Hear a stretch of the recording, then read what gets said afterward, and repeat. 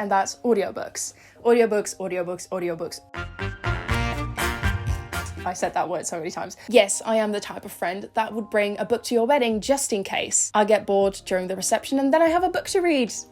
But apart from that, I'm a pretty fun person, so.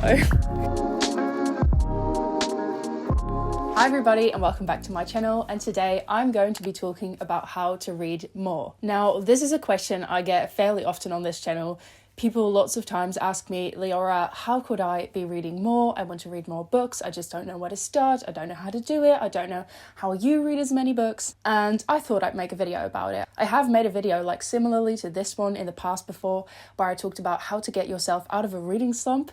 I think we've all been in a reading slump from time to time. It's one of the most horrible places a reader can find themselves in. I will link that video so you can watch it if you're interested in how to get out of a reading slump. For those of you who don't know, if you're in a reading slump, you usually love reading, but now you just can't seem to get yourself to do it, and every book you start you dislike, and it's like, maybe not even the fault of the books, it's just you and you can't get back into it. And for that, I have made a video with some tips and tricks, but this video is going to be focusing on how to read more, but also there's some like tips in here that maybe have like an overlap with that other video. So I thought I'd just mention it. So before we get into the video, I feel like on booktube especially, and in the book community online, there can be a lot of pressure to read a lot of books, like a crazy amount of books. And I myself have definitely succumbed to this in the past, where I just felt like very pressured to read at least like 10 books per month. And still sometimes I really feel like challenging myself and trying to read as much as possible. And I think that's not a bad thing as long as you enjoy doing it. But when it comes to the point that you feel pressured to read because you want to like impress other people, and it's no longer about just you enjoying books, then maybe, you know, it's also like you shouldn't feel like you have to keep up with other people and how much they read, especially online. Not everything is what it seems, and for booktubers like me, this can also be our job. So this is my job partially. So of course, I have a lot of time to read because it's worked into my actual work schedule. So that's not fair compared to other people. I'm obviously very lucky to be doing this, and I love being a booktuber and talking about books online. But I just want to, make sure you guys all know that reading is not a competition. If you enjoy reading, if you have a good time reading books, that's literally all you need. That's all you need. It's not a competition. But on the other hand, if you would like to read more, consume more stories, and just have more time for reading and you just don't know how to do it, then maybe I would have a few helpful tips for you. So that was like my little disclaimer. Now, before we get into the actual tips, this video is being sponsored. So let's head on over to sponsorship Leo so she can tell you all about it.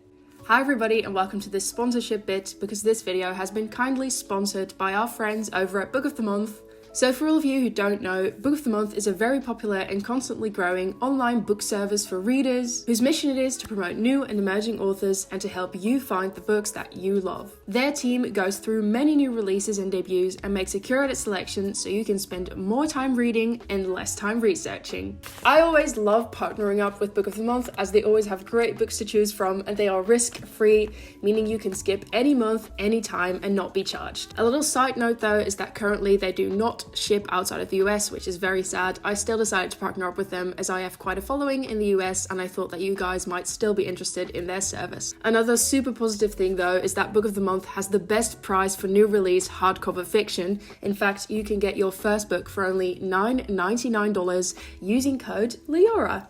This month they have 6 books to choose from and even have one add-on, so let's get into it and see what books there are this month. So the first book is Breathless by Amy McCullough. This is a thriller containing the chilling story of a mountaineering expedition gone very, very wrong. Imagine being on a mountain, having to do climbing, and then there's also a killer on the loose. Personally, my worst nightmare. Then we have Yerba Buena by Nina LaCour. I've heard of her books before, so this is very cool to have one of these. This is a literary fiction novel and Nina LaCour's adult debut. This story follows 2 women on a star-crossed journey throughout their lives toward each other. I also love the cover, such a cool design. Then the next pick is The Hacienda by Isabel Cañas. It's been said that it's Mexican Gothic meets Rebecca in this supernatural suspense novel set in the aftermath of the Mexican War of Independence about a remote house, a sinister haunting, and the woman pulled into their clutches. Very spooky.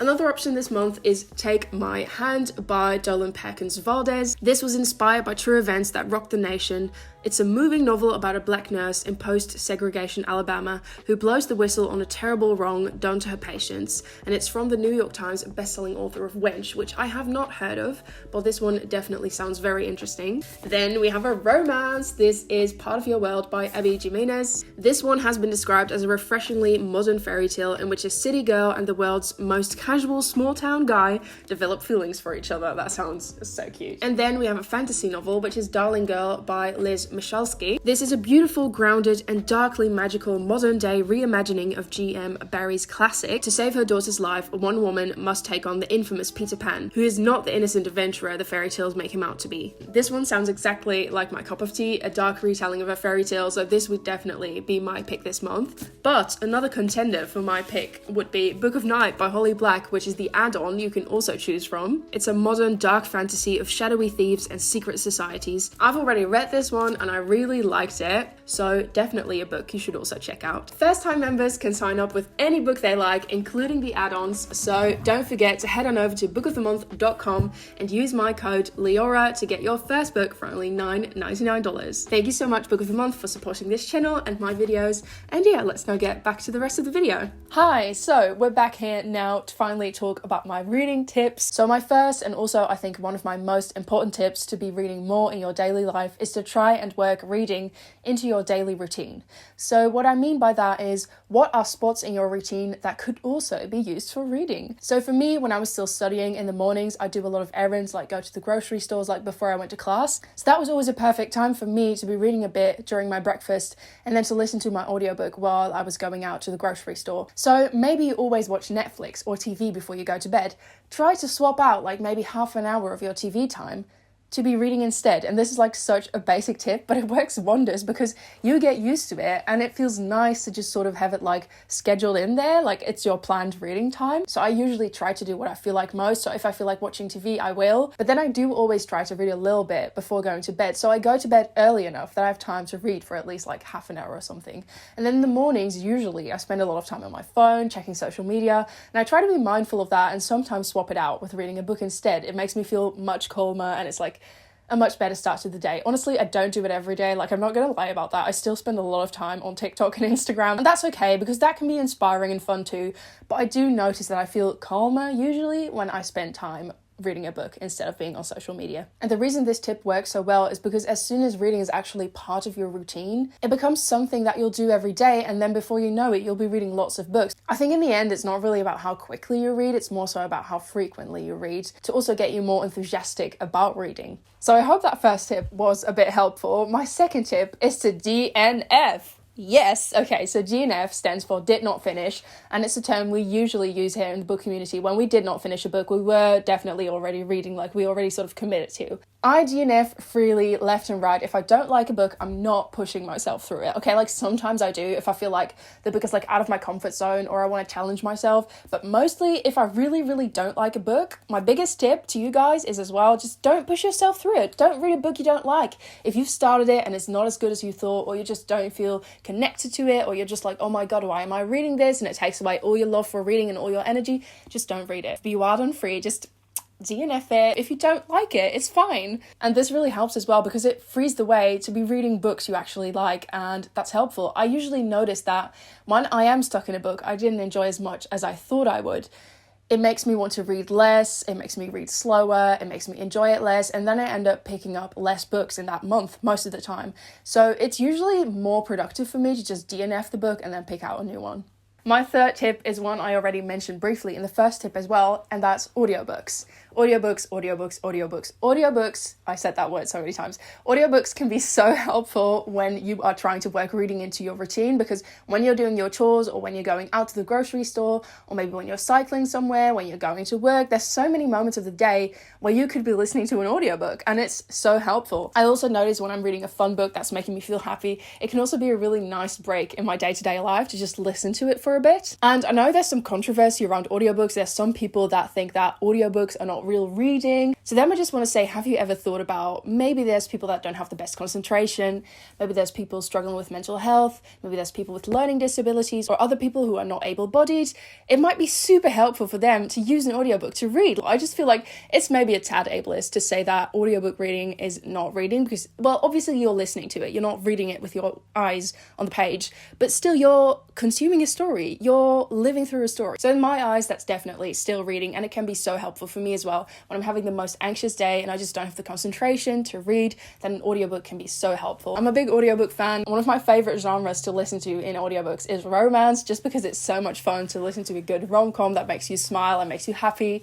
And yeah, it's one of my biggest tips to read more. I think it's definitely one of the reasons that I can read as much as I do. Then my fourth tip is to follow book influencers that you love seeing, that get you really enthusiastic to be doing more reading. This is also one of the reasons I've been reading as much as I do, because there's so many people around me that love reading and that are enthusiastic about reading and that make me in turn really excited to be reading all these books. So I will leave a list of some of my favorite booktalkers, bookstagrammers and booktubers down below. It's of course not everybody I follow and really enjoy, but I'll just list a few down there if you want to check some of these amazing creators out, to definitely follow them. And yeah, for me it also always really helps because a lot of booktubers and booktalkers and bookstagrammers keep up with new and early releases. So they're like, oh my god, this book is coming out, I read an arc, I really liked it. So they get you excited for what's up and coming as well, which is really helpful. And also for me, when I see reading vlogs online, like on TikTok, it gets me so motivated to pick up a book like right that second. I think it's also because it romanticizes it, and then you think to yourself like, oh my god, I want to be doing that right now, and I could be. So yeah, definitely a great tip. Tip number 5 is maybe a bit obvious, but it's definitely something that I've realized over the past years that has helped me to read more, and that is that reading does not have any rules. Sometimes I feel like I can't be reading YA because I'm 24 years old. I think I technically am a young adult, but sometimes I do feel like I'm too old to be enjoying young adult. I feel like I should be reading like literary fiction or classic, and I do enjoy literary fiction or classics, but not all the time, and that's fine. Like, I don't have to be reading anything I don't want to be reading. There's no rules, there's just no rules. So if I want to listen to an audiobook, if I want to read a children's book, if I want to read a YA novel, if I want to read comics or graphic novels, it's all allowed and it's all reading and it's all for your enjoyment and it's all fine. And I think that has definitely helped me, because the times where I really tried to push myself through literary fiction or classic stories that I just didn't enjoy, that made me slow down in reading, and that just made me enjoy it less. And of course there's a difference, like sometimes you want to challenge yourself and learn new things and maybe go out of your comfort zone, and then it's totally fine to try and read something that might not be a cup of tea, but it's something else when you're constantly trying to read the books you feel like you should be reading instead of the books you're most interested in. I just wouldn't recommend that. Just read what you like, and that will definitely get you more hyped to keep reading on in your daily life. And then my next tip kind of ties into the previous one, and that is to try new things. So like I said, it can be really helpful to go out of your comfort zone and try something new, and you might not like it, then you can just DNF it, but you might also discover a new genre of books that you really enjoy. So I'm also a writer, and for writing I sometimes try to read more classics to get inspired by and to see how they used to write books, you know, and that can be so inspiring. And I've discovered that there's definitely some classics out there that I do really like, even though previously I was thinking like, that's too difficult for me, it's not my thing.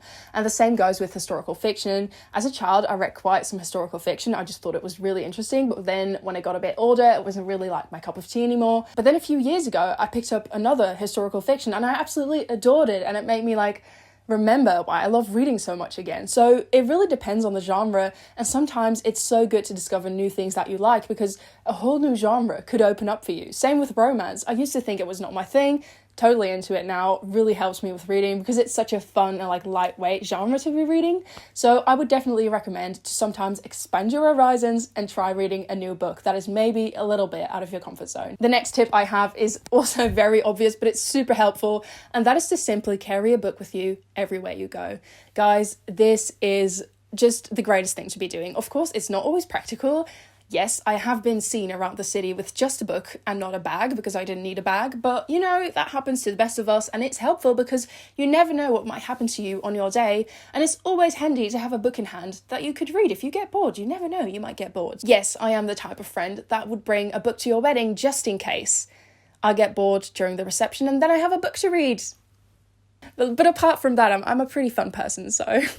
Anyway, you just never know what the day will bring you. Like, I once brought a book to a concert so I could read it like on the way there on the train. And yes, the book did get destroyed and it fell on the floor and somebody tipped beer over it, but it did go to a concert and me and the book both had a great time. Even like when I drunk a bit, I still read it on the train and I had a great time, so highly recommend. Now my next tip is to download a reading app. And this can go like both ways. You can download a reading app like the Storygraph or maybe Goodreads to motivate yourself to read more. Like you can set a challenge for yourself on both of these apps. Both of them also sort of like keep statistics of what you are reading, which can be really fun to look at. The other side of it is to download an app with which you can actually listen to books and read ebooks. So for example, Scribd is one I frequently use. I also have a link in my description box that you can use to get 60 days, I think 60 free days of Scribd, something like that. So that one is one of my favorites. It has audiobooks, magazines, it has podcasts, but I mostly use it for ebooks and audiobooks.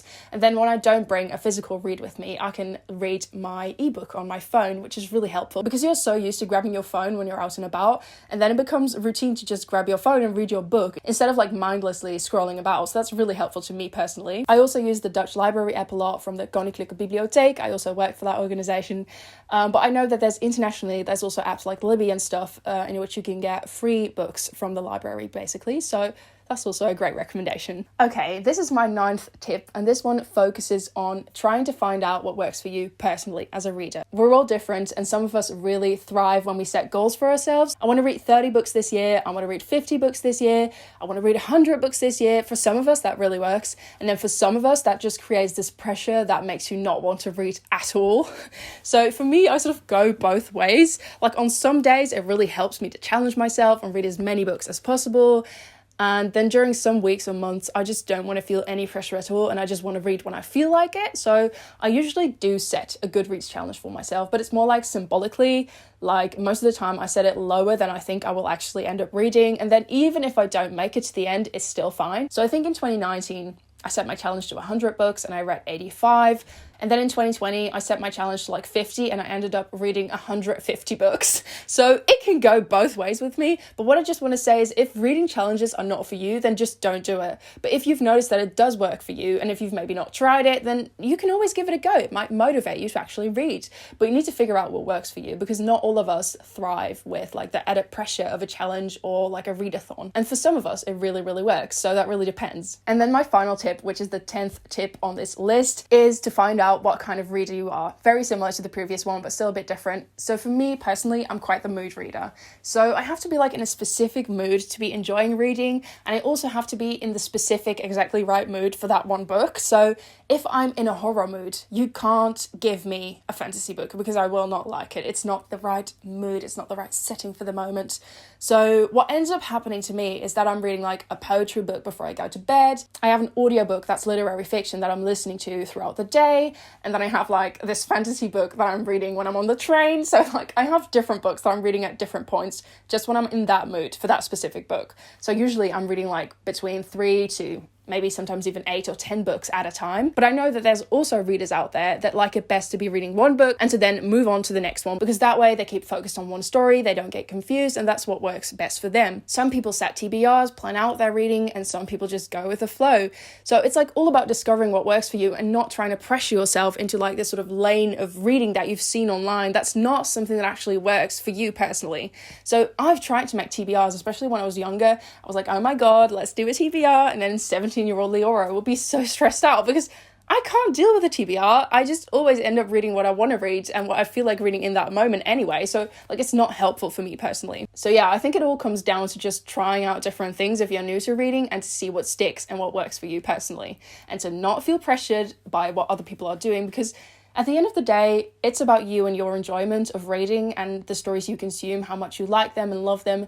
And like, it's not a challenge and it's okay if you don't read as much as other people do. It's all fine. Like, it's all fine. Just try to enjoy your time, I guess. So these were my 10 tips and tricks to try and read more. I really hope you guys enjoyed it. Let me know in the comments down below, what kind of reader are you? Are you a mood reader? Are you somebody that loves doing challenges? Are you somebody that reads a lot, or do you tend to go a bit slower? I'm just really curious to see what you guys' reading behaviors are. And thank you so much for watching this video. Thanks again to this week's sponsor, Book of the Month, as well. And I will see all of you in my next video. Thank you so much for watching. Bye guys, have a good day.